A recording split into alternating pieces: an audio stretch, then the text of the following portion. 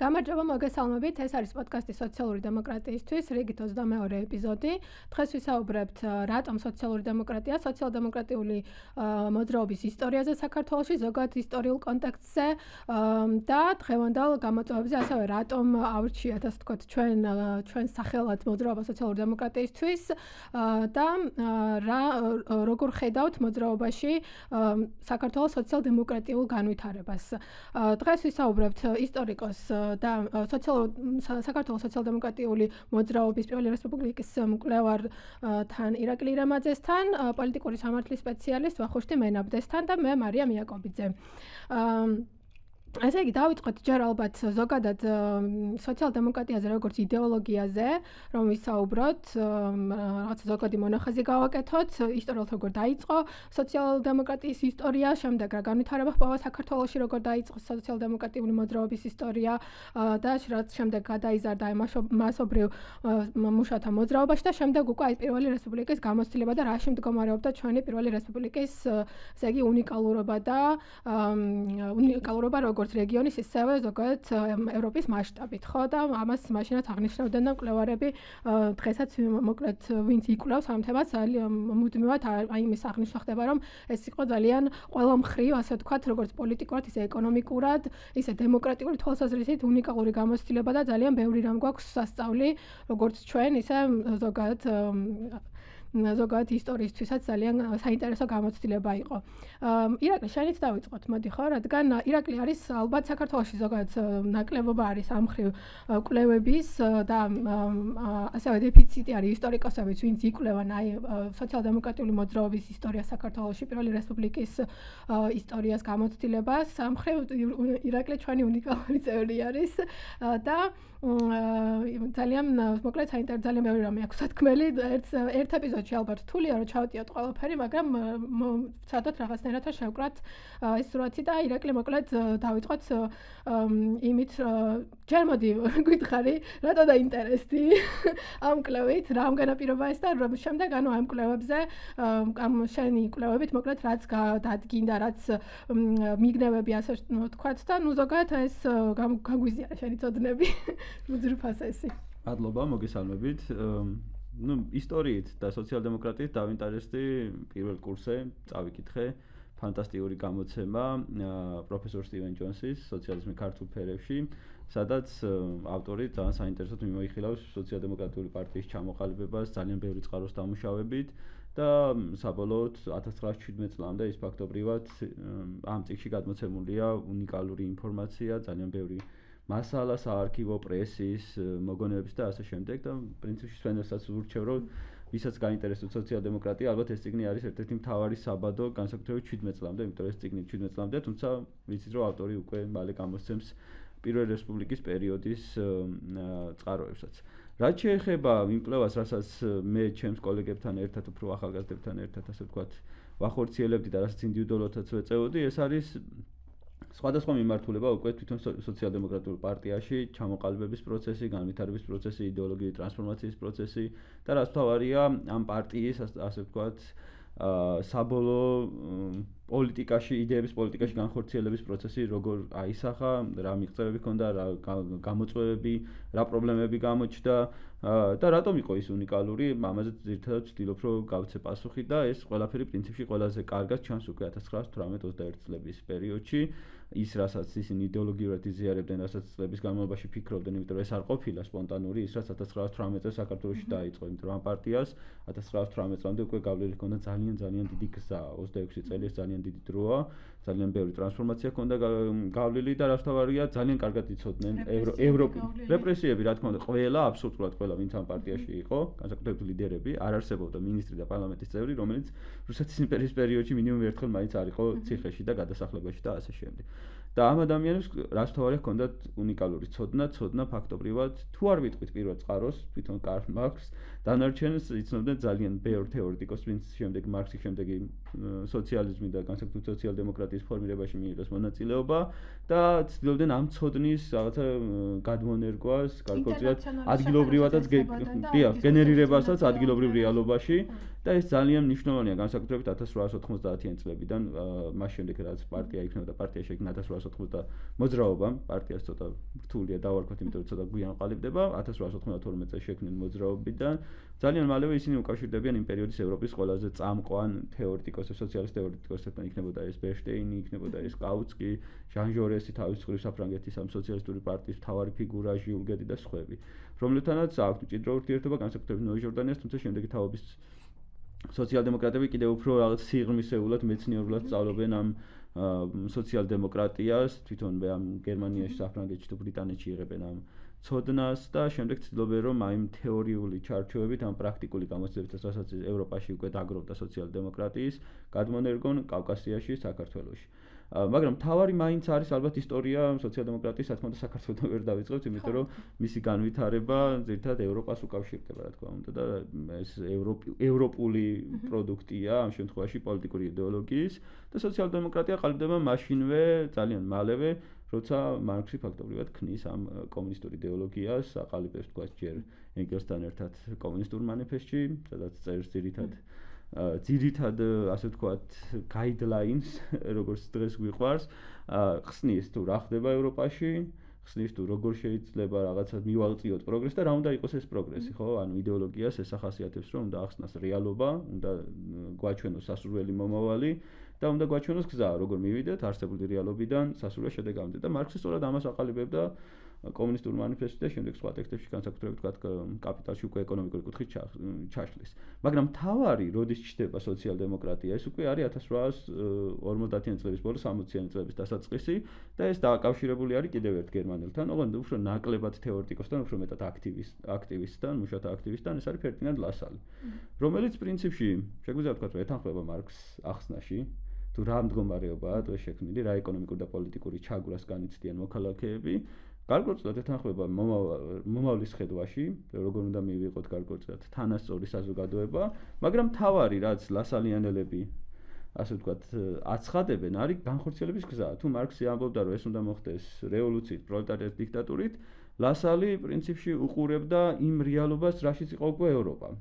კაპიტალიზმის განვითარება გამოიწვია ის, რომ მასა მოქალაქეები უკვე არიან შრომელები და უკვე არიან უმრავლესობაში და ლასალი ამბობდა, რომ თუ ჩვენ მივიღებთ თან ამავდროულად, ეს არის უკვე 50-იანი წლები და 30-იანი 20-იანი წლებიდან დაწყებულია უფრო ადრე, უფრო სუფრაჟისტებმა ქალებმა დაიწყეს ასე ვთქვათ უფლებებისთვის ბრძოლა, შემდეგ მუშები ჩაერთნენ ამ პროცესში. ლასალის ხედვა რომ ძალიან მარტივად წარმოადგენთ, არის ეს, რომ თუ ჩვენ მივიღებთ საარჩევნო უფლებას, საყოველთაო საარჩევნო უფლებას, ჩვენ შეგვიძლია ეს გარდაქმნა, სასურველი მომავლის დანერგვა უკვე ერთგვარად დემოკრატიის საპარლამენტო გზით გავყვეთ. ლასალის თეორიის განვითარება ცოტა რთულია, იმიტომ რომ ძალიან ადრეულ ასაკში დაიღუპა ის, მაგრამ ლასალიანიზმი და ეს ლასალის ხედვების განვითარება უკვე ჩვენ მოგცა ის, რომ ევროპაში ყალიბდება 60-იანი წლების დასაწყისში უკვე სოციალ-დემოკრატიული პარტიები, რომლის მთავარი მიზანიც არის გამოხატოს მუშათა ინტერესები, იბრძოლოს პოლიტიკური უფლებებისთვის და პოლიტიკური უფლებების ბრძოლის პარალელურად უკვე მათ მიეცემათ ბერკეტი ეკონომიკური უფლებებისთვის ბრძოლას. და სწორედ ეს არის ის პირველი პროგრამები, რაც განსაკუთრებით კლასიკურად ეს მაინც არის გერმანული, თუმცა ეს არ არის მხოლოდ გერმანული სოციალ-დემოკრატია, ძალიან ბევრ ქვეყანაში ყალიბდება და ჩვენ ქართველი სოციალ-დემოკრატები უკვე როცა ჩდებიან, ფაქტობრივად 20 წლიანი გამოცდილება არსებობს მეტი სოციალ-დემოკრატიის ევროპაში და ისინი უკვე პირდაპირ ერთის მხრივ ისინი აღიარებენ მარქსს როგორც მთავარ იდეოლოგს მემარცხენე ხედვების კაპიტალი და კომუნისტური მანიფესტი, როცა ისინი მიდიან ევროპაში ეცნობიან ამ ყველაფერს, მაგრამ ფაქტია, რომ ისინი ამ დემოკრატიული სოციალიზმის გზას ირჩევენ და ამიტომ უკავშირდებიან იმ პერიოდის თქვათ მთავარ თეორეტიკოსებს, რომლებიც უკვე ამ დემოკრატიული გზის მომწონებლები არიან და განმახორციელებები და თან ის პერიოდი, როცა იქნება ამ ლასალიანიზმის მთავარი გაერთიანების მეორე ინტერნაციონალის ჩამოყალიბება 1899 წელს და ამის შემდეგ უფრო კაფიოდ უკავშირდებიან ქართველები, ქართველი სოციალ-დემოკრატები, სწორედ ამ მეორე ინტერნაციონალს, სოციალ-დემოკრატიული. ისიც უნდა აღენიშნოს, რომ ზოგადად მარტო სოციალ-დემოკრატიული პარტია არ იყო მაშინ, ხო? ანუ უბრალოდ სოციალ-დემოკრატიულ პარტიას ყველაზე დიდი სახალხო მხარდაჭერა ჰქონდა ჩვენთან, მაგრამ იყო სხვა მეარცხენე პარტიებიც. თუმცა პირველი მაინც სოციალ-დემოკრატები იყვნენ, ესე გამორჩეული და ყველაზე მეტი სახალხო ლეგიტიმაცია, ასე ვთქვათ, სოციალ-დემოკრატებს ჰქონდა, მაგრამ მაინც საინტერესოა ის სხვა პარტიების ეხლა ზოგადად იმის თქმა მინდა, რომ ზოგადად ძალიან მრავალფეროვანი იყო, მოკლედ მე-20 საუკუნის დასაწყისში, მე-19 საუკუნის ბოლოს საქართველოში აი მემარცხენე ფრონტი, ასე ვთქვათ, იყო სხვადასხვა პარტიებს შორის იყო რაღაცა დისკუსიები და მსჯელობა ერთმანეთს, ვინ როგორ ხედავდა განვითარების გზას, ვიღაცა რევოლუციით ხედავდა, ვიღაცა უფრო რეფორმიზმის გზით ხედავდა, ის ასე ვთქვათ, იდეოლოგიური თუ ესე იგი იდეოლოგიური თუ პრაქტიკული დაპირისპირება რაც იყო, ასე ვთქვათ, დასავლეთში ევროპულ სოციალ-დემოკრატიულ მემარცხენე პარტიებს და მემარცხენე ხედვებს შორის ეს ამის პარალელურად საქართველოშიც არ იყო რაღაცა მხოლოდ ერთი ხედვა, რამეთ აქაც იყო რაღაც სხვა მოკლედ მრავალფეროვანი იყო, ასე ვთქვათ, ეს მემარცხენე ფრონტი ჩვენთანაც, მაგრამ წყაროებითაც მოწმდება და ისაც ამკიცებულია, რომ არჩევნებში ყველაზე მეტი ხმა მათ მიიღეს, რომ სოციალ-დემოკრატიულ პარტიას ძალიან დიდი მხარდაჭერა ჰქონდა ხალხის. შემდეგ ესე იგი საქართველოში იწყება ესე იგი პარტიის შენებლობა, იწყება უბრალოდ მოძრაობა და შემდეგ პარტიად გადაკეთება და რა იყო ყველაზე ესე იგი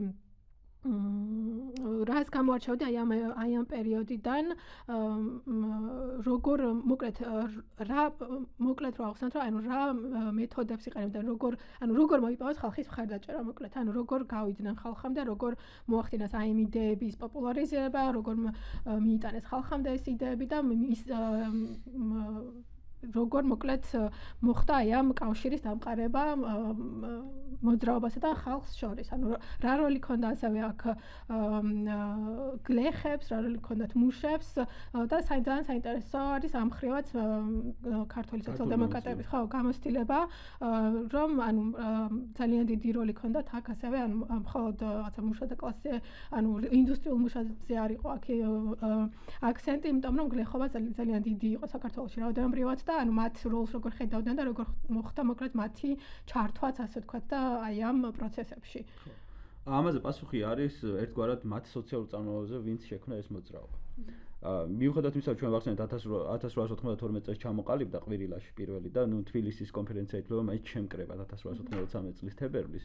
2 წელი ისინი არ ჩანან საჯარო სივრცეში, მხოლოდ 1894 წელს გამოჩნდებიან ძალიან ტრაგიკულ ადგილზე მეგნატე ნინოშვილის ამ მოძრაობის ერთ-ერთი დამაარსებლის გასვენებაში, სადაც სილვესტრო ჭიბლაძე მოძრაობის ერთ-ერთი სულის ჩამდგმელი იტყვის, რომ რაღაცა შევიქმნით სხვა, იმიტომ რომ ამ დროს უკვე არსებობს ორი დასი, არსებობს ნაციონალისტური კონსერვატიული მიმართულების უფრო კულტურულ საგანმანათლებლო საქმიანობაზე ორიენტირებული ილია ჭავჭავაძის პირველი დასი, არსებობს მეორე დასი ნიკო ნიკოლაძის, გიორგი წერეთელის და სერგეი მესხის, რომელიც უფრო რაღაცა განვითარებაზე ორიენტირებული, უფრო ინდუსტრიალიზაციაზე, მოდერნიზაციაზე ორიენტირებული, შედარებით ლიბერალური მეორე დასი და აი სილვესტრო ჭიბლაძე ამბობს, რომ ჩვენც ვართ მესამენი ვართ ახალგაზრდები და ძალიან საინტერესო ახსნას უძებნის, ვინ არიან, ახასიათებს გიორგი წერეთელი თვითონაც ამ მეორე დასის დამფუძნებელი და საინტერესო მისი შვილი ხდება მესამე დასის ერთ-ერთი მთავარი ლიდერი ირაკლი წერეთელი და გიორგი წერეთელი ამბობს, რომ ესენი არიან ახალგაზრდები, ძირითადად სოფლის მასწავლებლები, მათი სოციალური წარმომავლობაც ესენი არიან ძირითადად გლეხის შვილები,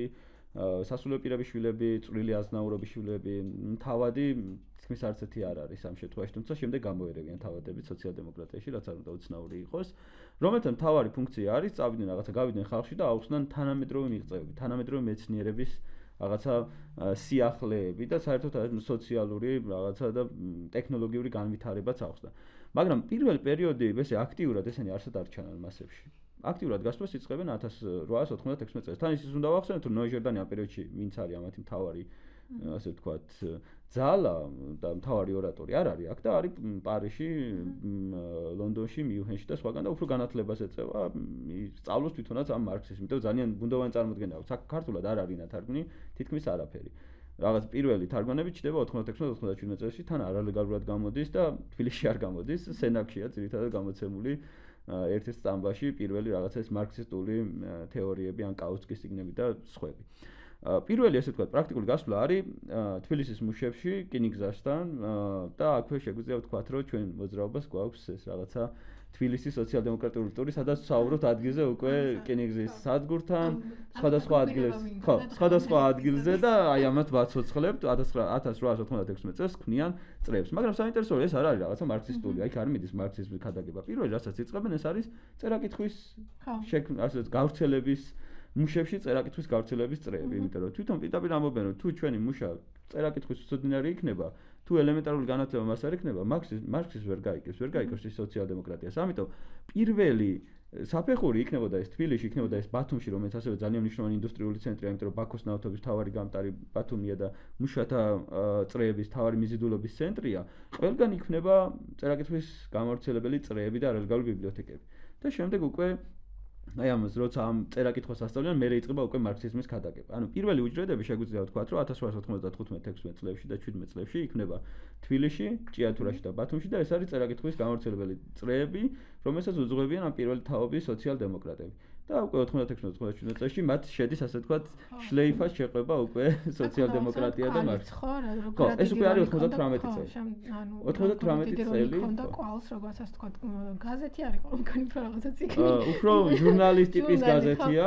ჩვენც გვაქვს ჩვენი გაზეთი სოციალ-დემოკრატიისთვის, რომელსაც ყოველ ხუთშაბათს ვარიგებთ ხოლმე თბილისის სხვადასხვა ხალხმრავალ ადგილებში და შეგიძლიათ ამ ხუთშაბათს ადვეკრიბებით ახუშტით ამავიწყდა რომელობაში ისანში ვიკრიბებთ ამ ხუთშაბათს ვიქნებით ისანში და ვისაც გაინტერესებთ მესამე ნომერიც გამოვა ახლა დეკემბრის პირველი ორი ნომერი გვაქვს მესამე ნომერიც გვექნება და გაზეთსაც ჩვენც ასე ვთქვათ ვიყენებთ ხალხთან კომუნიკაციას. ერთმა დაკერებულმა კოლეგამ შენიშნა რომ ამ გაზეთსო კვალის ლექსიკაო დაყვება თან. ხო, სხვათა შორის კი. და ჩვენი რედკოლეგია ცდილობს მაგას რომ რაღაცა ეს ძველი ისიც ეფექტური გამოვიყენოთ. კვალი უკვე არის 1898 წლის 1 იანვარი, როცა ნოე ჟორდანია ბრუნდება საქართველოში და გიორგი წერეთელი, ასე ვთქვათ, ჩუქნის ამ რედაქციას. კვალი არის უმნიშვნელოვანესი, იმიტომ რომ ეს არის პირველი ლეგალური სოციალ-დემოკრატიული გამოცემა რუსეთის იმპერიაში, სადაც თქვენ თუ გადაშლით ვერ ნახავთ მარქსის საუბარს, თქვენ ვერ ნახავთ ლასას და ვერ ნახავთ რაღაცა სოციალ-დემოკრატიას და კლასთა ბრძოლას და ასე შემდეგ. თუმცა მთავარი რაც ხიბლი აქვს და რა ტექნიკაც არის, რომ ცენზურის მიუხედავად ნოე ჟორდანია ხან თეატრზე წერს, ხან ვეფხისტყაოსანზე, ერთი პოლიტიკოსი ამბობდა რომ ვეფხისტყაოსანი ემიგრაციაში ჩაიკითხაო, მაგრამ არ წაუკითხავს ვეფხისტყაოსანზე, კვალში არის სტატიები. და შეპარვის წერდა, რეალურად იქ ყველგან არის უთანასწორობაზე, ყველგან არის ამ ბრძოლაზე.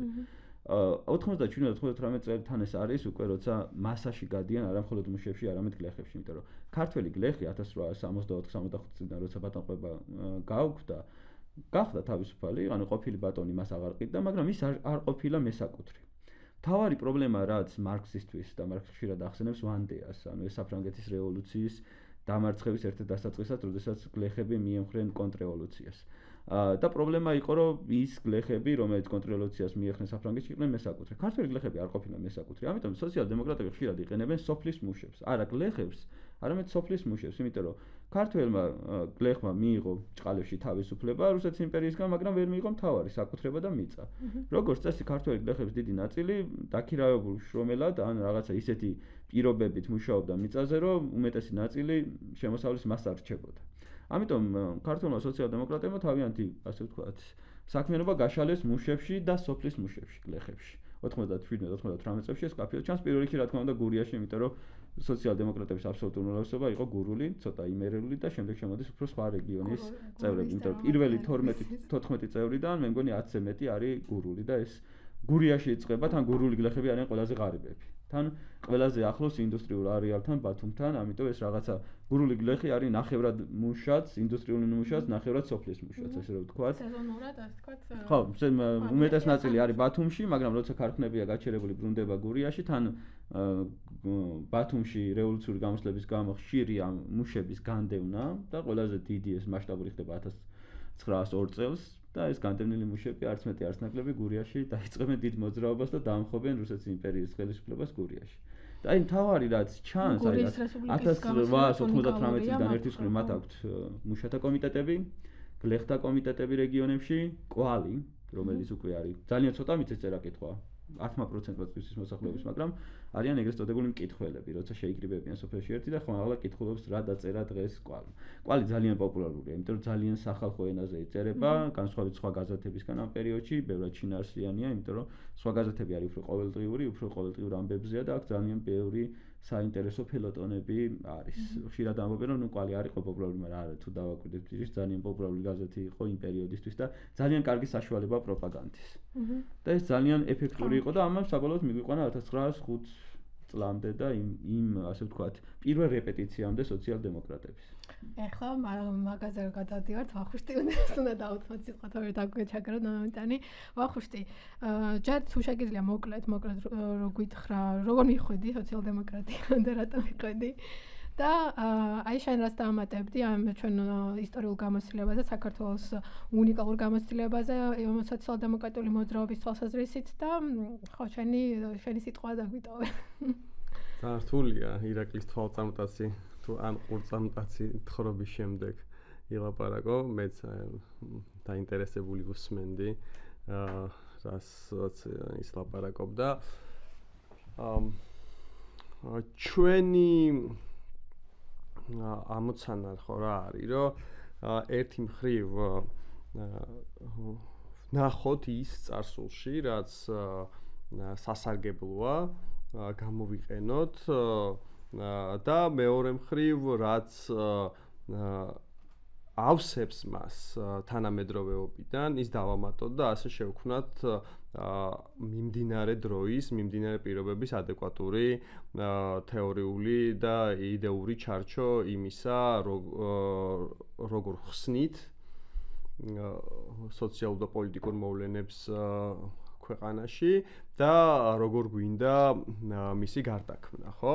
იმიტომ რომ მემარცხენე თეორიის მთავარი და სოციალისტური თეორიის მთავარი თეზისი ხო ეგ არის, რომ არა მხოლოდ ავხსნათ ის რაც ხდება, არამედ გარდავქონათ კიდევაც, ხო, შევცვალოთ კიდევაც. ამიტომ აი ჩვენს ხედვას ყოველთვის ეს ორი პლასტი აქვს, რომ ერთი მხრივ ჩვენ ხსნით და მეორე მხრივ ვლაპარაკობთ იმაზე, როგორ უნდა შეიცვალოს, ამიტომ ყოველთვის აქვს ჩვენს მოძრაობას პოზიტიური დღის წესრიგი, მაგრამ მეორე მხრივ ჩვენ არ უნდა გვაუწყდეს ის, რომ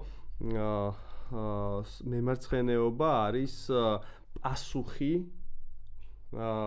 უსამართლობას. იმიტომ რომ როდესაც ვამბობთ ჩვენ რომ ჩვენ რეალობას ხსნით, ჩვენ ამ ახსნის დროს აღმოვაჩენთ უსამართლობას. და სწორედ აი ამ უსამართლობის აღმოჩენის შემდეგ ვიწყებთ ფიქრს იმაზე, როგორ უნდა შეიცვალოს საზოგადოება, ქვეყანა, პოლიტიკა იმისთვის, რომ იყოს უფრო მეტად სამართლიანი. ამდენად მემარცხენეობას და სოციალიზმს ყოველთვის ახასიათებს ეს ორი ურთიერთ საწინააღმდეგო მოძრაობა, ხო? ერთი მხრივ ის მიმართულია ესე იგი მომენტისკენ, რომელიც ეხლა დგას და ცდილობს მოუძებნოს ახსნა ისტორიული ამას, იმ მატერიალური პირობების გათვალისწინებით, როგორც ვითარდებოდა და რაც განაპირობებდა ამგვარი რეალობის დადგომას, მაგრამ მეორე მხრივ გაიხედოს მომავალშიც, ხო?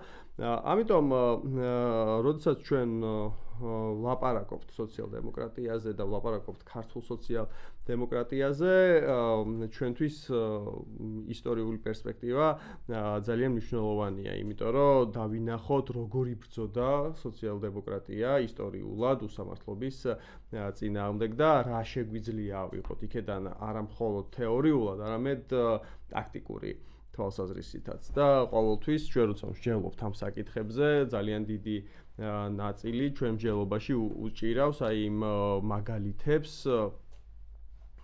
რომელიც ისტორიულად გაგვაჩნია. ხო, აი მაგალითად ჩვენი მოძრაობის ერთ-ერთი ყველაზე მნიშვნელოვანი სტრატეგიული თეზისი როგორ მივემართებით არსებულ რეალობას, ხო? არის ერთი ასე უძახით მოკლედ, ხო? ეს შეკავების და შენების პრინციპი. რაც ერთი მხრივ ნიშნავს იმას, რომ ჩვენ ვცდილობთ ავტორიტარიზმს დაუპირისპირდეთ და შევაკავოთ ჩვენი ძალებით და მივიღოთ მონაწილეობა ამ წინააღმდეგობის მოძრაობაში, რომელიც ავტორიტარიზმის წინააღმდეგ არის მიმართული და მეორე მხრივ ჩვენ ვცდილობთ ავაშენოთ, ანუ არა მხოლოდ ის, რომ რაღაცა შევეწინააღმდეგოთ, არამედ ის, რომ ავაშენოთ ჩვენი ინფრასტრუქტურა, ჩვენი კავშირები და ჩვენი პოლიტიკური ერთობა, რომელიც მიმართულია საზოგადოებასთან კომუნიკაციისკენ. და ეს მეორე მხრივ არის დაკავშირებული ქართული სოციალ-დემოკრატების ტაქტიკასთან, რომლებიც მე-20 საუკუნის დასაწყისში მაგალითად ამბობდნენ, რომ ჩვენ ახლა გვჭირდება ალიანსი ლიბერალურ ძალებთან იმისთვის, რომ ესე იგი გადავიდეთ განვითარების ახალ საფეხურზე, ხო, მოიპოვოს ქვეყანამ ის საქართველოს კონდეს ის შესაძლებლობები, რომელიც მე ნელ-ნელა გადავა იმ მომავლისკენ, რომელიც თქვათ ჩვენთვის არის სასურველი, ხო?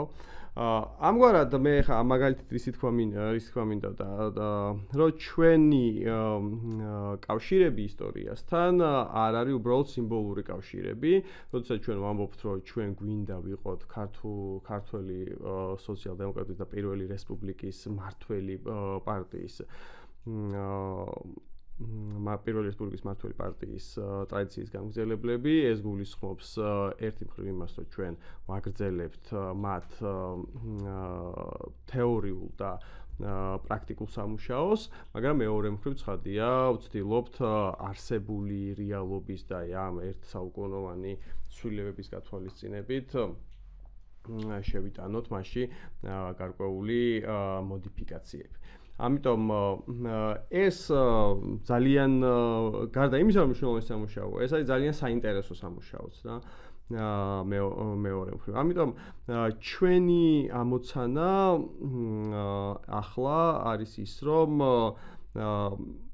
ერთი საუკუნის შემდეგ ჩვენ ისევ მოვახერხოთ ის, რომ ქართული საზოგადოება განვაწყოთ სოციალ-დემოკრატიული იდეების მიმართ ლოიალურად.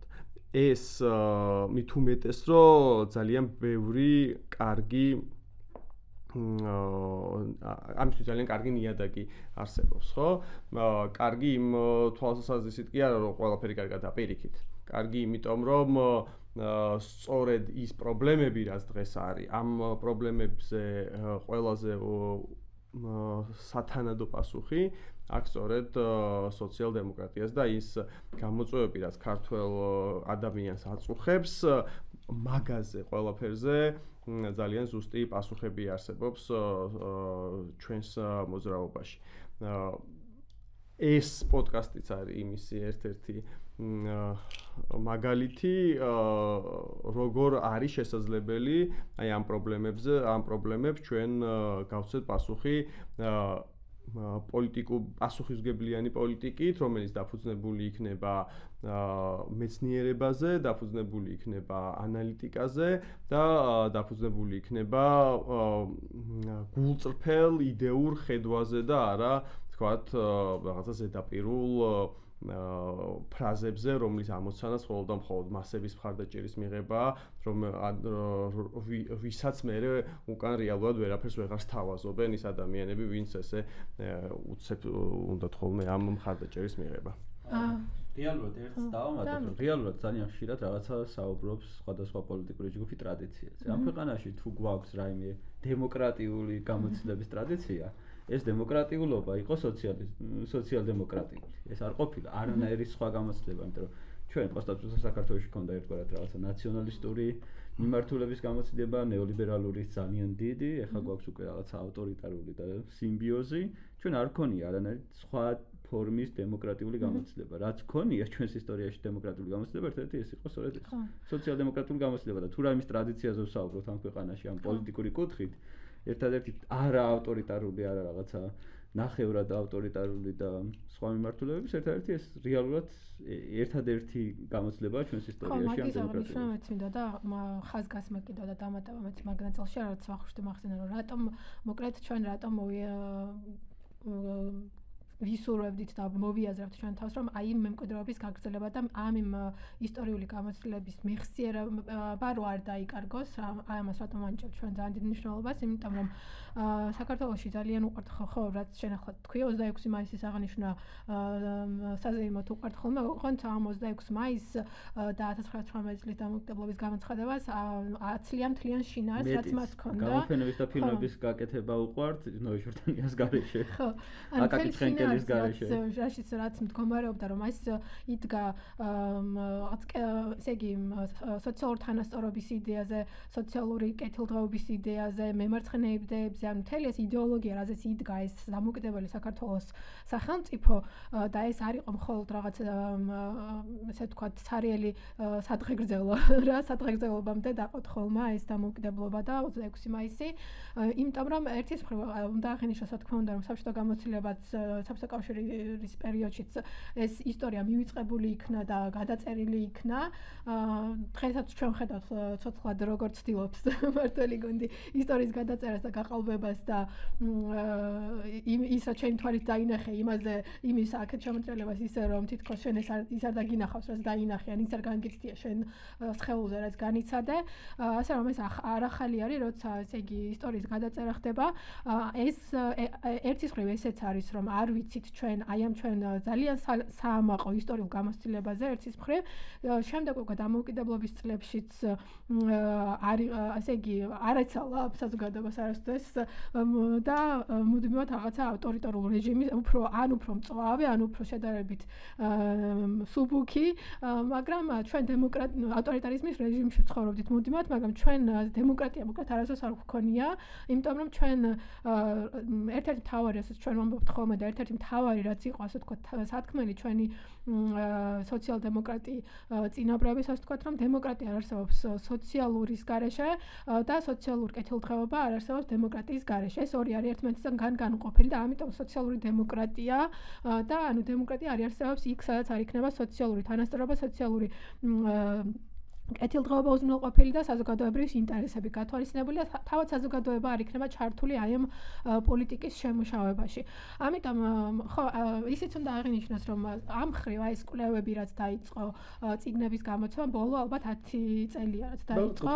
ხო 10-15 წელი არის და მაგალითად ახლა მეც ვიყავი წინა სოციალ-დემოკრატიული პარტიის წევრი რომელიც დღეს უკვე ფაქტობრივად აღარ არსებობს მაგრამ ამ პარტიაში და ზოგადად მაი მემარცხენე ჯგუფებში სოციალ-დემოკრატია რატომღაც გაიგივება ხდებოდა ხოლმე აი ომის შემდგომ დასავლური ევროპული ტიპის კეთილდღეობის სახელმწიფოსთან ნორდიკულ მოდელთან და აი სოციალ-დემოკრატია თითქოს მხოლოდ რაღაცა მაგ გამოცდილებამდე დაიყვანებოდა არა და აი ეს ძალიან მდიდარი გამოცდილება გვაქვს ჩვენ და ამიტომაც მინდა ეხლა რომ ჯერ მოდი აი შენ როგორც აი ამ თემის მოკლედ გამოცდილ მკვლევარმა რაღაცა მოკლედ მოუხაზოთ რა იყო ის მთავარი რეფორმები რაც მათ გაატარეს აი ეს მთავარი რაც შინაარს ზენდა ასე ვთქვათ ამათ პოლიტიკას რის გამოც ასეთი ძალიან მაღალი მხარდაჭერა ჰქონდათ ხალხის რა იყო ეს ეკონომიკური რეფორმები თუ დემოკრატიული რეფორმები და ოღონდ ეს დეტალებში ვერ შევოლოთ იმიტომ რომ ძალიან ბევრი რაღაცა არის რეალურად აგრარული რეფორმა მარტო იმდენად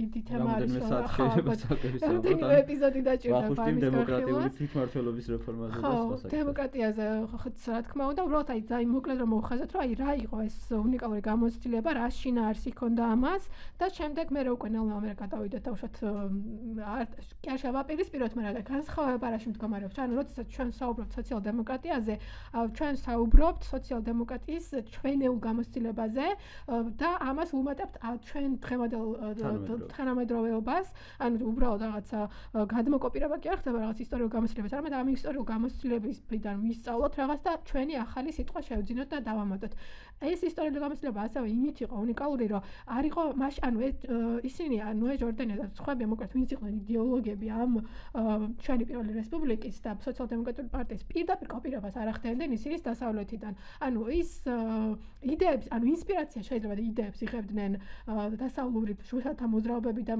მემარცხენე პარტიებიდან სოციალ-დემოკრატიული მოძრაობიდან მაგრამ ამის ადაპტირება ხდებოდა ჩვენს არსებულ რეალობასთან აი ამითაც იყო ასე ვთქვათ უნიკალური პირდაპირ კოპირება ასე ვთქვათ და ეხლა ჩვენ იქ ესე გაკეთდა და ჩვენ ახლა ამას ავიღებთ და ესე გადმოვიდეთ, ესე არ ხდებოდა და ჩვენც ასე ვთქვათ მაგაზე გვაქვს ამბიცია, რომ ჩვენ ისტორიულ გამოცდილებიდან რაღაც გამოვიტანოთ დასკვნები, გამოვიტანოთ ჩვენი გაკვეთილები და ჩვენი დღევანდელობიდან გამომდინარე დავაშენოთ ჩვენი ახალი სათქმელი ჩვენი დამატებითი შინაარსი შევძინოთ ამ ყველაფერს და სოციალ-დემოკრატიას მოკლედ არ ვაიგივებთ, არ შეიძლება სოციალ-დემოკრატიის შემოფარგლა მხოლოდ რაღაცა ნორდიკული მოდელით თუ ევროპული მოდელით სოციალ-დემოკრატიული სახელმწიფოების, რომელიც თავის დროზე ძალიან დიდი როლი შეასრულა ამ სახელმწიფოებში და ზოგადად ევროპის კონტინენტზე კეთილდღეობის აკუმულირებისთვის და დღეს უკვე დიდი ხანია, ასე ვთქვათ, კრიზის განიცდის ეკონომიკური თვალსაზრისით, მაგრამ ეგ კიდე ცალკე თემა არის, მაგრამ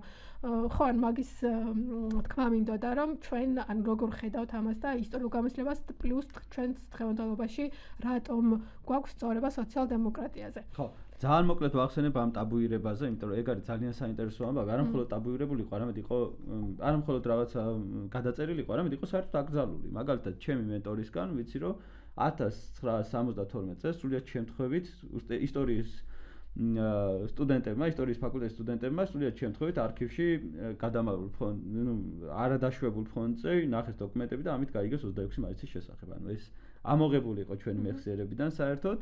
80-იან წლებში კიდევ უფრო ვარესი დაიწყო, როცა არქივები გაიხსნა რაღაცა მთელი ეს საბჭოთა გადაწერილი ისტორია აქ წამოვიდა და მთელი ამოყირავება ისტორიის. შემდეგ იყო და ერთ-ერთი პირველი პრეზიდენტი საერთოდ ამ გზას, სოციალ-დემოკრატიულ გზას პირდაპირ მიტინგზე ეძახდა ბარაბას გზას, ანუ ქრისტეს წინააღმდეგ მიმართულ გზას და 90-იან და 2000-იან წლებში პირველ რესპუბლიკიდან მარტო ქაქუცე ჩოლოყაშვილი ახსენდებოდათ, მე მგონი, რომელიც 80-იან წლებში დაიწყო პირველად მისი ფოტოების გამოდევა.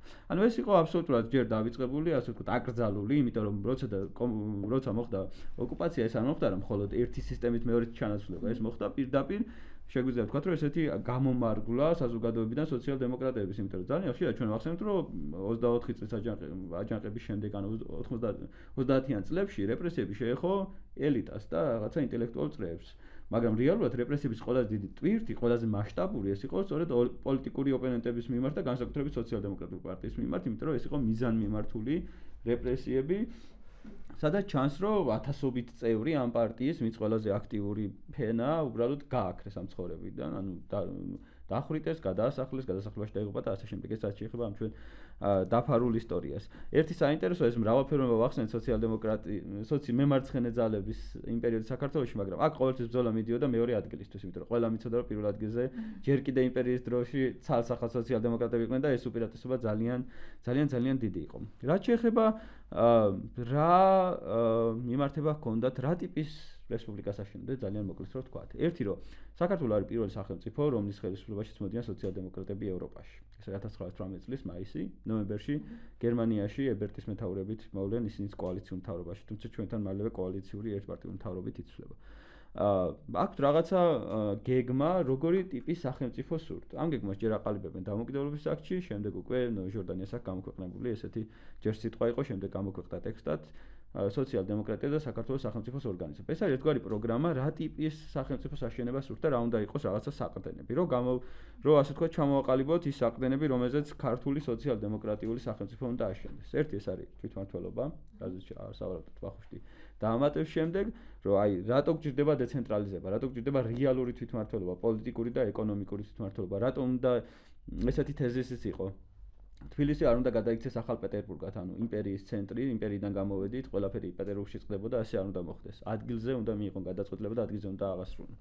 მეორე, ეს დამოუკიდებლობის აქტშიც გამოცხადა, რომ თანასწორობა მოქალაქეების, პოლიტიკური თანასწორობა, ქალისა და მამაკაცის შორის სრული თანასწორობა, სოციალური, ანუ უქმდება თავადაზნაურული რაღაც წესებები, რომელიც 1917 წელს კი გავხდა, მაგრამ უკვე აქ ჩვენთან ცალკე ქართულ სახელმწიფოში ეთნიკური და რელიგიური შემწყნარებლობა ეს ცალსახაა.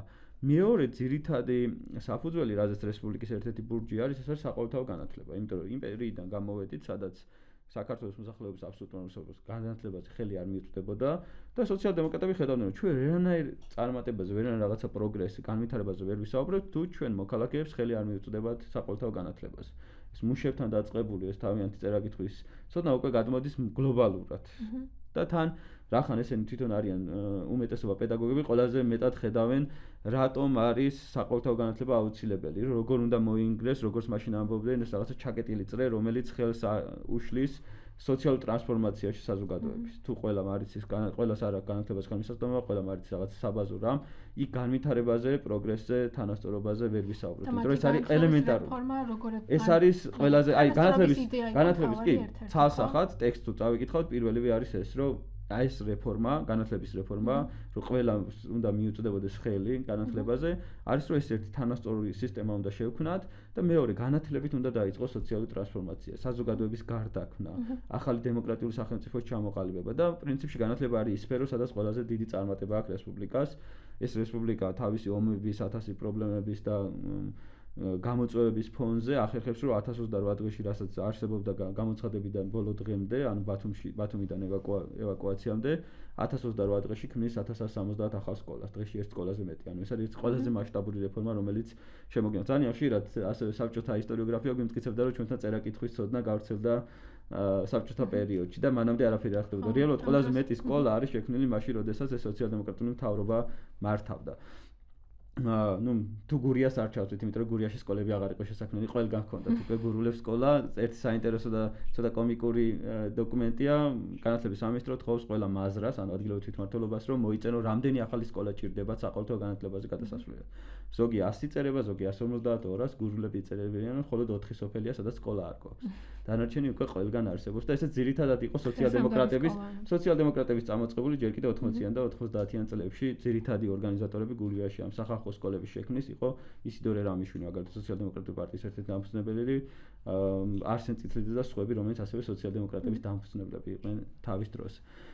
თან ეს არის, რო ახსენეთ, პირველი სოციალ-დემოკრატიული მთავრობა, ამიტომ ერთგვარად გამადიდებელი ლუპით უყურებს მთელი ევროპული სოციალ-დემოკრატია და ეს გამოჩნდება, როცა ისინი უკვე საქართველოში ჩამოდიან და აი მაგალითად მემკვიდრეობა რაც დაგვრჩა ლიტერატურული და დოკუმენტური არის ევროპელი სოციალ-დემოკრატების 1920 წლის სექტემბერში და ოქტომბერში და კაუც კი უფრო გვიანაც დარჩა, მათ მიერ შექმნილი ძალიან საინტერესო ტექსტები, რომ სოციალ-დემოკრატიული პერსპექტივით რა ტიპის სახელმწიფოს აშენებენ საქართველოში. და მაგალითად რამსეი მაკდონალდი, ბრიტანეთის ლეიბორისტული პარტიის ლიდერი და შემდეგ მალევე პრემიერი ხდება, ამბობს, რომ ის რაც საქართველოში ხდება, ძალიან ბევრი რაღაც სამაგალითოც უნდა იყოს. აი ედვარდ ბერშტეინი, რომელიც ამ ცოცხალ მარქსის თეორეტიკოსებს შორის ალბათ ყველაზე ავტორიტეტულია, ხო? კაუცკისთან ერთად, იმიტომ რომ პირველი მეორე თაობისგან, მარქსის შემდეგი თაობისგან ესენი არიან ცოცხალი.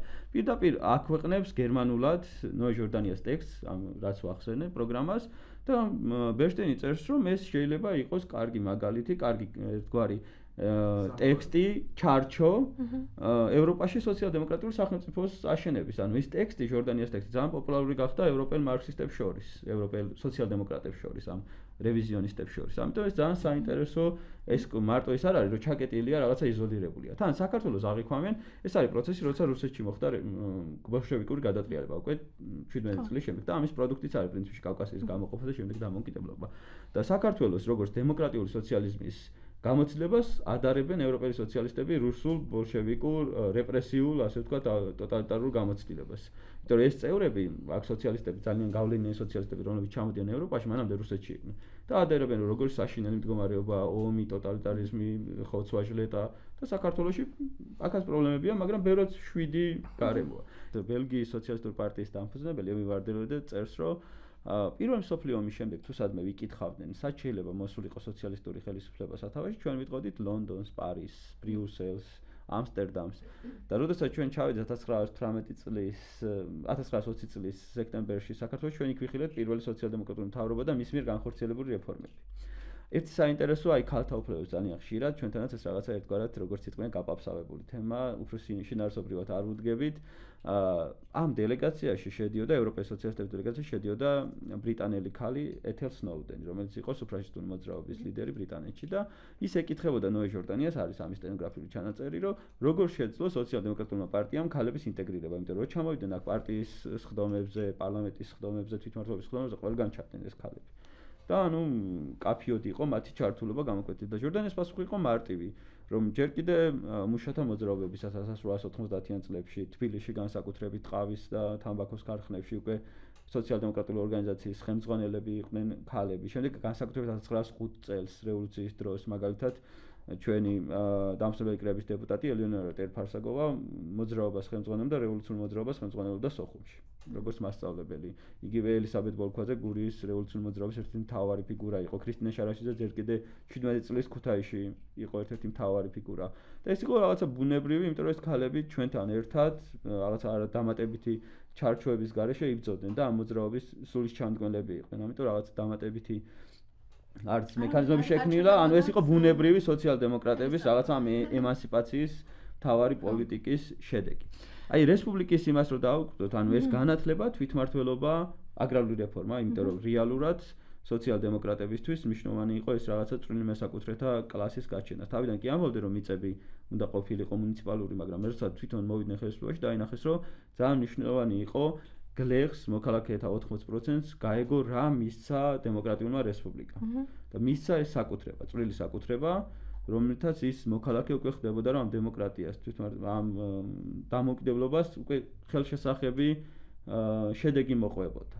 და ხელშესახების შედეგი იყო ეს აგრარული რეფორმის გატარება, რომელიც არ იყო რომ მხოლოდ კერძო საკუთრება დაურიგეს გლეხებს. იქ შემოიღეს მუნიციპალური საკუთრება, იმიტომ რომ თვითმმართველობის რომელსაც ფუნქციები მისცეს, შემოსავალი ჭირდებოდა და რაღაცა დიდი მამულების ნაწილი, რესურსები, ტყე, ადგილობრივი რესურსი, როგორც ასე ვთქვათ, ტყე, როგორც ეკონომიკური რესურსი, წყლები და სხვაები გადაეცა ადგილობრივ თვითმმართველობას და ყველაზე დიდი რესურსები, რაც იყო უდიდესი თქვათ, მამულები, ბორჯომი იქნებოდა ეს თუ კახეთის ღვინის ქარხნები, ეს დარჩა სახელმწიფო საკუთრებად.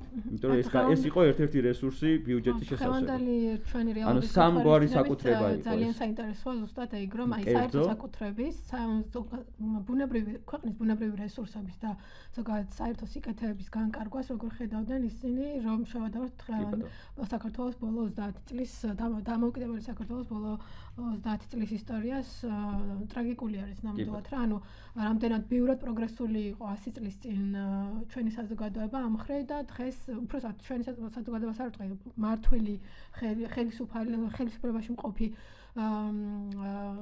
ხელისუფლებაში მყოფი პარტია 100 წლის წინ ბევრად უფრო პროგრესულ პოლიტიკას და პროგრესულ იდეებს ატარებდნენ, ვიდრე ესე იგი დღეს შეიძლება თქვათ რომ ამ კუთხით რეგრესი გვაქვს. აი დემოკრატიის დამატება ხო არ გინდა რაღაცა და დემოკრატიის მნიშვნელოვანი, იმიტომ შემდეგი პერიოდის ევროპისთვისაც ძალიან მნიშვნელოვანი იყო ეს საკუთრების სხვადასხვა ფორმების გამოყენება, რომ ერთი ხრი სოციალ-დემოკრატია საერთოდ არ უარყოფდა კერძო საკუთრებას.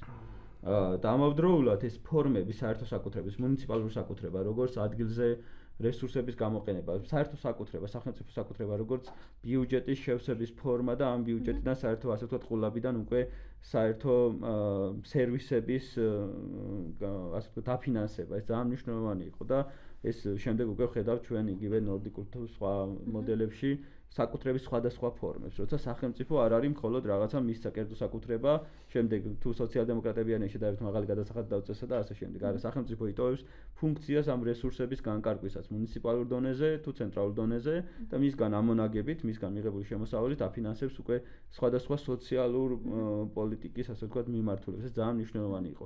ცალკე არ რომელზეც ვახუშტი ისაუბრებს, ვთქვათ, ეს სასამართლო სისტემის რეფორმირება, თვითმმართველობის რეფორმირება, ეს ძალიან მნიშვნელოვანია. აღარაფერს ვამბობ, ვთქვათ, შრომის მიმართულებით, იმიტომ რომ სოციალ-დემოკრატებისგან ალბათ ყველაზე დიდი მოლოდინი რაც იყო, ეს იყო შრომა, 8 საათიანი სამუშაო დრო, დაზღვევები, პროკავშირების რაღაცა დამომნიშნელობა, თუმცა ერთი ყველაზე კრიტიკულად რასაც უყურებთ ხოლმე მკვლევრები არის ის, რომ რეალურად პროკავშირები რესპუბლიკის დროს იქცა პარტიის დანამატად. ეს ხშირად ემართება ხოლმე იმ მთავრობებს, სადაც სოციალ-დემოკრატები არიან დომინანტები, იმიტომ რომ როგორც წესი პროკავშირებში და პარტიაში ერთი და იგივე ხალხია. იმიტომ რომ ეს მუშათა პარტიაა და შესაბამისად ხშირად არის რომ პროკავშირები უკვე აღარ არიან ისეთი კრიტიკულები, ისეთი ეფექტურები, როცა სოციალ-დემოკრატები არიან ხელისუფლებაში, იმიტომ შეიძლება სოციალ-დემოკრატებს ჰქონდეთ დარღვევები, შრომის მიმართულებით და პროკავშირები აღარ არიან რაღაცა ერთგვარი დამცავი მექანიზმის მატარებლები და ეს პირველ რესპუბლიკას ჰქონდა, იმიტომ რომ ყოფილა შემთხვევები, როდესაც გაფიცვები პროკავშირებს დაუგმიათ, იმიტომ რომ რაღაცა ერთგვარად სახელმწიფოებრივად აზროვნება დაიწყეს და არა მუშათა ინტერესების გატარება. ეს ერთ-ერთი ყველაზე პრობლემური იყო აქ რაც ჩანდა. თუმცა თვითონ სახელმწიფო ძალიან ბევრ პროექტს ახორციელებდა მუშათა პირობების მინიმუმ შესანარჩუნებლად, იმიტომ რომ ეს არის პირველი ყველაფერს რასაც ვსაუბრობთ, პირველი მსოფლიო ომის შემდეგი პერიოდი, პოლიტიკური, სამხედრო, ეკონომიკური კრიზისების ფონზე ხდება ამ რეფორმის გატარება და კიდევ უფრო დასაფასებელია მაშინ, როდესაც ყველგან იქცევა რაღაცა და კატასტროფები ხდება, განსაკუთრებით ჩვენ სამეზობლოში, რუსეთის სამოქალაქო ომი, სომხეთ-აზერბაიჯანის ომი, დაშლილი, გაუბედურებული თურქეთი და ამ დროს რაღაცა კარიკატურებიც კი არის, რაღაცა ციხესიმაგრე, სადაც ცდილობენ შიგნით ააშენონ ერთგვარი სამოთხე. გარშემო ყველაფერი ინგრევა. დემოკრატიულ რეფორმებთან დაკავშირებით ალბათ ბევრი დრო არ დაგვრჩა ხარო და დეტალებში შევიდეთ, მაგრამ ჩვენც ესე იგი პროგრამაზეც რაცა მუშაობდი ვახუშტი, ალბათ ინსპირაციის წყარო შეიძლება იყო შენთვის და რაც გამოყოფთი ალბათ ყველაზე მნიშვნელოვანს, რაც საინტერესო იყო აი იმ მაშინ და რაც როგორ ხედავთ ჩვენ აი ამ დემოკრატიის როლს მოკლედ რატომ ანიჭებთ ჩვენ ამ მნიშვნელობას, იმიტომ რომ მემარცხენეობა სხვა შორის ერთ-ერთ წინა ეპიზოდში ძალიან კარგად თქვი, რომ მემარცხენეები და ზოგადად სოციალ-დემოკრატებს გონიათ ხოლმე, რომ მხოლოდ საუბრობენ ეკონომიკური დოულეთის გადანაწილებაზე და ამ დროს ანუ ჩვენ ძალიან დიდი მნიშვნელობას ვანიჭებთ არა მხოლოდ ეკონომიკური დოულეთის თანასწორად გადანაწილებას საზოგადოებაში, არამედ ასევე ძალაუფლების და გადანაწილებას დემოკრატიულად საზოგადოებაში, ხო? და შეიძლება ითქვას, რომ ზოგადად მემარცხენეობის გამოწვევა ეს მუდმივად იყო და რაც ასე ვთქვათ მემარცხენე ექსპერიმენტები, სოციალისტური ექსპერიმენტები ყოფილ ისტორიაში იქნებოდა ეს საქართველოში თუ ზოგადად მსოფლიოს მასშტაბით, ეს ერთ-ერთი ყველაზე მთავარი გამოწვევა ყოველთვის იყო, რომ და ამიტომაც ჩვენ ვამბობთ ხოლმე, რომ არ არსებობს სოციალური დემოკრატიის გარეშე და არ არსებობს დემოკრატია სოციალურის გარეშე და ეს რო გაშალო და ეს როგორ ჩანდა ზუსტად აი ამ პირველი რესპუბლიკის პერიოდში და როგორ ხედავთ ჩვენ აი ამას დღევანდელობაში და როგორ წარმოგვიდგენია ჩვენ, როდესაც ვსაუბრობთ საქართველოს სოციალ-დემოკრატიული სახელმწიფოს მშენებლობაზე და აი ამისთვის რომ ვიბრძვით ასე ვთქვათ იმ დემოკრატიისთვის რომელიც არასდროს არ გქონია რას გულისხმობთ ხოლმე ამაში მოკლედ რა ხო აქ მართალი ხარ როცა ჩვენ აი ამ ჩვენს საყვარელ ფორმულას როცა ვიყენებთ რომ არსებობს სოციალიზმი დემოკრატიის გარეშე და არსებობს დემოკრატია სოციალიზმის გარეშე, მან ყველაზე მთავარი რასაც გულისხმობთ არის ის, რომ ადამიანებს, ქვეყნის მოქალაქეებს უნდა ჰქონდეთ გავლენა საკუთარ ბედზე. და იმისთვის, რომ ადამიანს ჰქონდეს გავლენა საკუთარ ბედზე, საჭიროა, რომ ის იყოს მისი საბაზისო მოთხოვნილებები იყოს დაკმაყოფილებული, ღირსეული ცხოვრების პირობები გააჩნდეს და ამისთვის ჩვენ ვჭირდება ეკონომიკური გათანაბრების ინსტრუმენტების გამოყენება, ხო, იმისთვის, რომ ეკონომიკური დოვლათი მეტნაკლებად თანაბრად ნაწილდებოდეს საზოგადოებაზე და აქ არ არის, ხო, ლაპარაკი იმაზე, რომ რაღაცა ერთიანი, ყველას ერთნაირი ეკონომიკური მდგომარეობა ქონდეს, არამედ ის, რომ ღირსეული საცხოვრებელი პირობები ყველასთვის იყოს გარანტირებული და ამას ჩვენ ვერ მივახცევთ თუ არ გამოვიყენებთ სიმდიდრის გადანაწილების ინსტრუმენტებს. ეს არის ერთი, რაც ადამიანს სჭირდება იმისთვის, რომ იგრძნოს თავი ღირსეულ მოქალაქედ. მეორე, რაც ადამიანს სჭირდება იმისთვის, რომ იქცეს ღირსეულ მოქალაქედ, არის საკუთარი ბედის განკარგვის, უბრალოდ საკუთარი საზოგადოების განკარგვის და ამ საზოგადოების მართვაში მონაწილეობის შესაძლებლობა, ხო? რომ მე ვიყო არა მხოლოდ მართული, არა მხოლოდ მართვის ობიექტი, ვისაც მართავენ და ვინც ემორჩილება და ვინც ქვეშევრდომია, ხო? არამედ ამავდროულად ვიყო მართველი. ანუ მე თავად განსაზღვრავდე ჩემი ქვეყნის განვითარების მიმართულებებს და ამისთვის გქონდეს არსებითი ეფექტიანი მექანიზმები. ისე კი არა რომ ეს სახელად იყოს, როგორც თქვა დღეს წერია ჩვენს კონსტიტუციაში, რომ ძალაუფლება ეკუთვნის ხალხს და სინამდვილეში ძალაუფლება ხალხს კი არ ეკუთვნის ელიტას ამავე კონსტიტუციის მიხედვით, ხო? არამედ ის, რომ ძალაუფლება რეალურად ეკუთვნოდეს ხალხს და ინსტიტუტები, რომლითაც ხორციელდება ეს ძალაუფლება, იყოს ხალხის კონტროლს დაქვემდებარებული. ესე იგი, როდესაც ჩვენ მუშაობთ სოციალ-დემოკრატიულ პროგრამაზე და მის დემოკრატიულ ასპექტზე, ჩვენ ყოველთვის გვახსოვს ის და არასოდეს ვივიწყებთ, რომ ძალაუფლების რაღაც ნაწილი ყოველთვის უნდა დარჩეს ხალხთან და არ უნდა გადაეცეს წარმომადგენლებს ხოლო ის რაც წარმომადგენლებს გადაეცემა უნდა იყოს ეფექტიან კონტროლს დაქვემდებარებული საზოგადოების მხრიდან და არა მხოლოდ საზოგადოების მხრიდან ცხადია თვითონ აი ამ ინსტიტუტებს შორისაც უნდა არსებობდეს კონტროლის მექანიზმები. რატომ? იმიტომ რომ არ მოხდეს ძალაუფლების მონოპოლიზება. რა არის მემარცხენეობა? ხო, მემარცხენეობა აღწერს იმას, როგორ კარგავს ადამიანი გავლენას საკუთარ ცხოვრებაზე. ეს იწყება, ამისი საფუძველი არის ის, რომ ადამიანი კარგავს გავლენას საკუთარ შრომაზე და საკუთარი შრომის ნაყოფზე, აქედან იწყება ეს, მაგრამ აი ამ საფუძველს მერე სტრუქტურულად ემატება სხვა ფაქტორები, რითაც საბოლოო ჯამში ადამიანი თანამედროვე მოწყობის სახელმწიფოში კარგავს ინსტრუმენტს მართოს საკუთარი ბედი. ესე იგი, და როდესაც ადამიანი კარგავს ინსტრუმენტებს მართოს საკუთარი ბედი, ის უცხოვდება კლასიკური მემარცხენე ტერმინი რო გამოვიყენოთ, ხო? უცხოვდება საკუთარი შრომის ნაყოფიდანაც, უცხოვდება პოლიტიკური პროცესებიდანაც და უცხოვდება საზოგადოებისგანაც.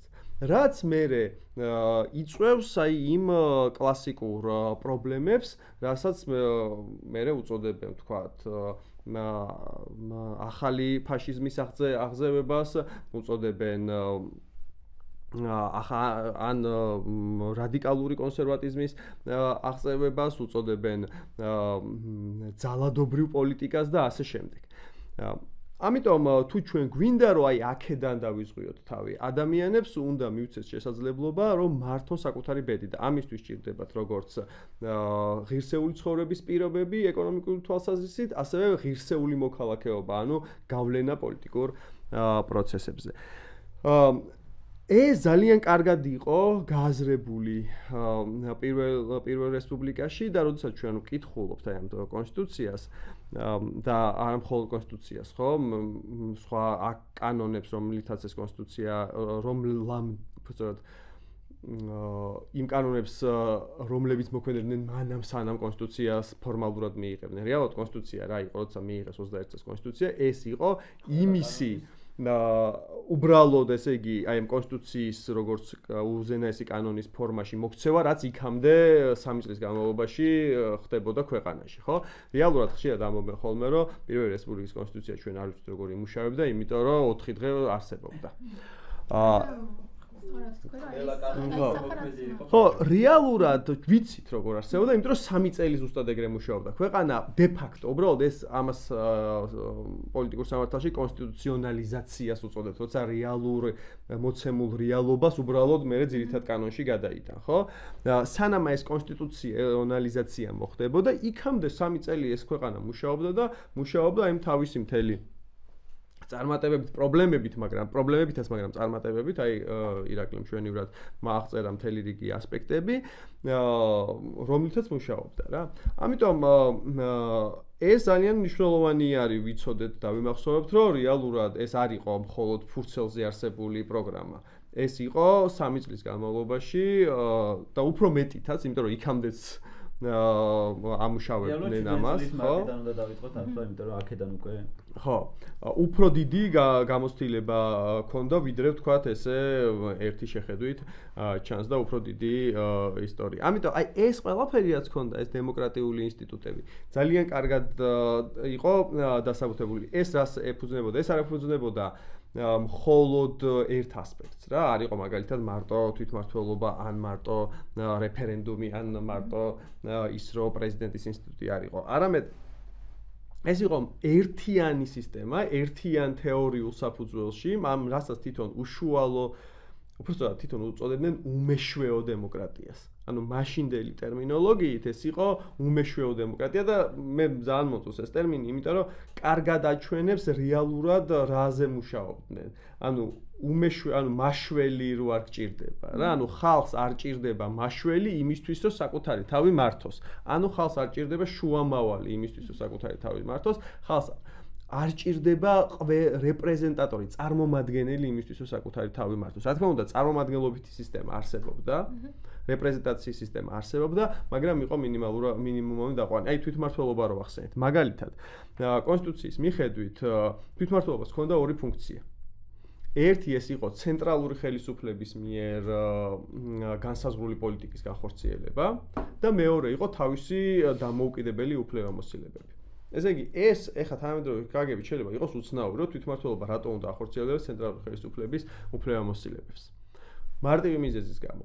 იმიტომ, რომ ცენტრალური ხელისუფლება არ გაძლიერდეს ზედმეტად.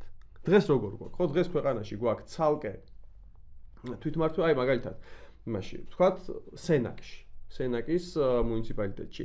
ცალკე არის სენაკის მუნიციპალური თვითმმართველობის ინსტიტუტები და ცალკე არის სამინისტროების წარმომადგენლობები სენაკში. და ჩვენ მაგალითად ვამბობთ, რომ ეს არ არის საჭირო. ეს აძლიერებს ცენტრალურ ხელისუფლების ძალაუფლებას, ისედაც ძლიერ ცენტრალურ ხელისუფლებას შენ უძლიერებს სახელმწიფო აპარატს. აძლევ დიდ სახელმწიფო აპარატს. ამიტომ აპარატი, რომელმაც უნდა განახორციელოს ცენტრალური ამოცანები და რომელმაც უნდა განახორციელოს ადგილობრივი ამოცანები, შეიძლება იყოს ერთი და იგივე.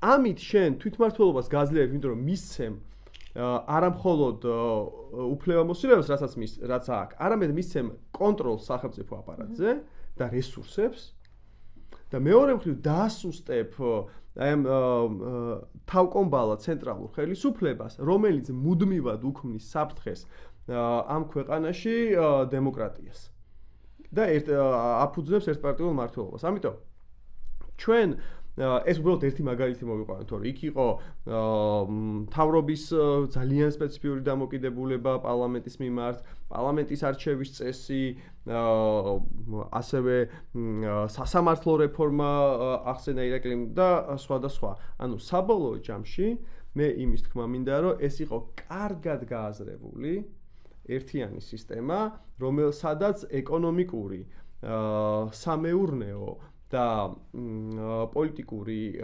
ფუნქციები სახელმწიფოსი იყო ერთმანეთთან ძალიან კარგად შეხამებული. და ძალიან ბოლოს ორი სიტყვით ვიტყვი, მე რომ ჩვენ ვლაპარაკობთ იმაზე, რომ როგორი ტიპის სოციალ-დემოკრატიაზე ვლაპარაკობთ, ხო? სინამდვილეში ერთი სოციალ-დემოკრატია არ არსებობს. არსებობს სოციალ-დემოკრატიები და ეს რომ არსებობს სოციალ-დემოკრატიები იმთავითვე არის ეს ბუნებრივია, რატო? იმიტომ რომ იმთავითვე არის ჩადებული სოციალ-დემოკრატიული პოლიტიკის მეთოდში. და სოციალ-დემოკრატიული პოლიტიკის მეთოდი არის მატერიალიზმი, ხო? მატერიალიზმი ხშირად ეგონიათ, რომ ეს არის, რა ქვია, მარტო ეკონომიკაზე და ფულზე არის ლაპარაკი რა, მატერიალობა. სინამდვილეში მატერიალიზმი ხო რა არის? მატერიალიზმი არის არსებული ვითარებისთვის ანგარიშის გაწევა. ანუ როგორც პირველ რესპუბლიკაში მაგალითად იტყვიან, როგორი არის საზოგადოებრივი ძალთა განლაგებულობა. ანუ როგორი არის კონკრეტულ მომენტში საზოგადოების ფორმაცია. და შენ აგებ სოციალ-დემოკრატიულ კონცეფციას ქვეყნის მოწყობას სწორედ აი ამ საზოგადოებრივი ძალთა განლაგებულობის შესაბამისად. და ვინაიდან ეს საზოგადოებრივი ძალთა განლაგებულობა სხვადასხვა ქვეყანაში, სხვადასხვა საზოგადოებაში და სხვადასხვა ეპოქაში არის განსხვავებული, ჩვენ გვაქვს სხვადასხვა სოციალ-დემოკრატიები, რომლებიც მეთოდურად და პრინციპებით კი ერთმანეთს ემაშვებიან, ეხმიანებიან, მაგრამ რეალურად რახან ეს არ არის ეს იდეალისტური მოდელი, რომელიც სადღაც შეიძლება იყოს შემოდებული და ეხა იმის დაფუძნება გინდა, არამედ არის აი კონკრეტულ ვითარებაზე მიბმული, აი ეგ არის ყველაზე მნიშვნელოვანი. მაშინ შეხვედი ხა, რამაც დაშლა გამოიწია ბოლშევიკებმა და მენშევიკებმა და ეხლა მაგას რო შევყვეთ. არა, არ უნდა შევყვეთ რა, უბრალოდ საკითხებას ძალიან ამყარებს, არის თვითონ ნოე ჟორდანიას წერილები იმ პერიოდის მთავრობის თავმჯდომარე, სადაც ამბობს და განცხადებები, რომ არ შეიძლება რაღაცა ესე ძალადობრივად განახორციელო. ნუ ის რაც ხდება რუსეთში, რომ ალოგიკურად ამყარებენ კომუნიზმს, რომელიც ძალადობაში გადადის. არის ისტორიის მოტყუება, ისტორიის მოტყუება. ჟორდანია ამბობს, რომ ჩვენ გვჭირდება განვითარების საფეხურები. ჩვენ არ შეიძლება. ჩვენ ახლა დავიწყებთ ამ სოციალ-დემოკრატიის აშენებას, მაგრამ ეს არ ნიშნავს, რომ მოვალ წელს 1919 წელს ჩვენ უკვე სოციალ-დემოკრატია შევარ. ჩვენ გვჭირდება ტალღები, გარდამავალი ტალღები. ამიტომ ეს ძალიან მნიშვნელოვანი იყო, რომ რაღაც ეს განვითარების ლოგიკა იმ პერიოდის სოციალ-დემოკრატების არ უნდა დარღვეულიყო. და ეს ლოგიკა მიგვიყვანდა საბოლოოდ რაღაცა სოციალურ სახელმწიფოს ფორმირებამდე, რომელსაც ბერშტეინი როგორც ამბობდა, აი საქართველოს მოდელს თუ გავყვებით, მივალთ ევროპულ სოციალ-დემოკრატიის შექმნას. ანუ ჩვენ უნდა გაუწიოთ ანგარიში რეალობას, იმიტომ რომ ჩვენ რეალობა უნდა გარდაქმნათ. და თუ რეალობა შენ ანგარიში ვერ გაუწევ, მაგ რეალობას ვერ გარდაქმნი. უკვე მოკლედ ერთსაც დავამატებთ, არის ძალიან საინტერესო. მიუხედავად იმისა, რომ ეს სოციალ-დემოკრატები დომინირებდნენ და 91% აიღეს დამსწრებლების არჩევნებში. მათი დემოკრატიზმი კიდე გამოიყურებოდა იმაში, რომ ჟორდანია პირდაპირ ამბობდა, ჩვენ თუ ამ ძალაუფლებას არ გავანაწილებთ, პასუხისმგებლობას არ გავანაწილებთ, ისე რესპუბლიკა ვერ აშენდება, დემოკრატიული რესპუბლიკა.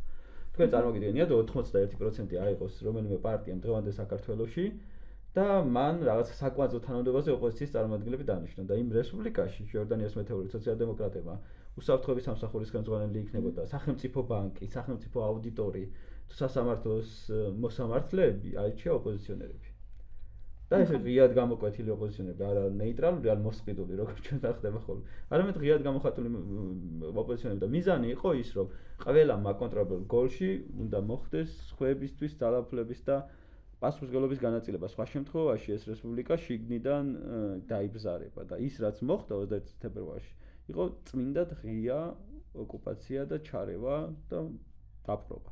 შემდეგ რაც მოხდა ის იყო პირდაპირ ამ სოციალ-დემოკრატიული მეხსიერების გაქრობა და არა მხოლოდ მეხსიერების, ადამიანების გაქრობა.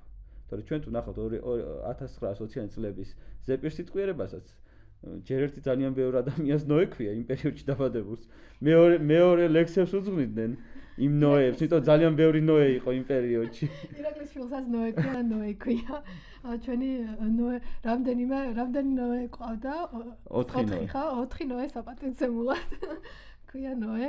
მოკლედ სისაჭთან ძალიან ბევრი მიმართულებით შეგვიძლია რომ წავიდეთ და ვისაუბროთ და არ გვეყოფ არამედ ერთი ეპიზოდი გვინდოდა რომ ამ ეპიზოდში ზოგადად მოკლედ გაგვეზიარებინა ჩვენი ხედვა ერთის მხრივ ზოგადად რატომ სოციალური დემოკრატია როგორც იდეოლოგია ჩვენი წარსული გამოცდილება ჩვენი დღევანდელობასთან როგორ ვაკავშირებთ ამ ყველაფერს როგორ ხედავთ ჩვენ სოციალ-დემოკრატიულ განვითარებას ამ ქვეყნის და ჩვენი მთავარი სათქმელი რაც არის რატომ არსებობს დემოკრატია სოციალურის გარეშე აი ამის გაშლა გვინდოდა და ერთ-ერთი მთავარი სათქმელი აქ ასევე არის ის რაც ვახუშტი მოახსენა არსებობს ესე იგი პოლიტიკურად თავისუფალი მოქალაქე ერთის მხრივ ანუ სოციალ-დემოკრატია მაშინაც და ეხლაც იგულისხმება რომ პოლიტიკურად თავისუფალი მოქალაქე და რომელიც ეკონომიკურად არის ძლიერი პოლიტიკურად და თავისუფალი ვერ იქნება მოქალაქე თუ არ არის ის ეკონომიკურად ძლიერი და ვერ იქნება პოლიტიკაში ჩართული და ამიტომ ჩვენ აი ამ ორს ესე იგი ერთმანეთთან გადაჯაჭვულად ვხედავთ და არა ცალ-ცალკე.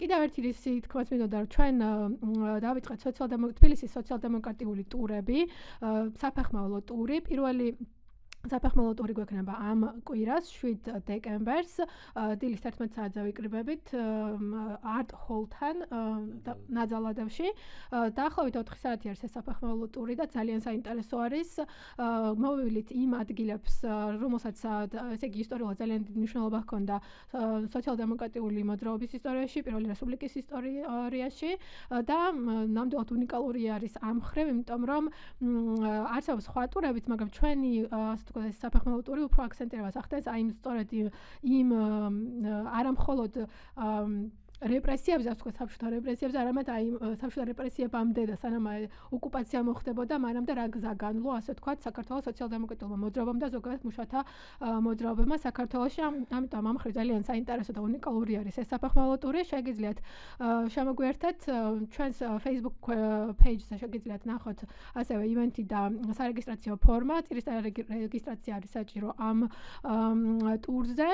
ტურის საფასური არის ნებაყოფლობითი, ვისაც სურთ ჩვენი მხარდაჭერა და იმ საქმიანობების მხარდაჭერა, რასაც მოძრაობა ახორციელებს, შეგიძლიათ თქვენი შემოწირულობა განახორციელოთ თქვენი ნების შესაბამისად.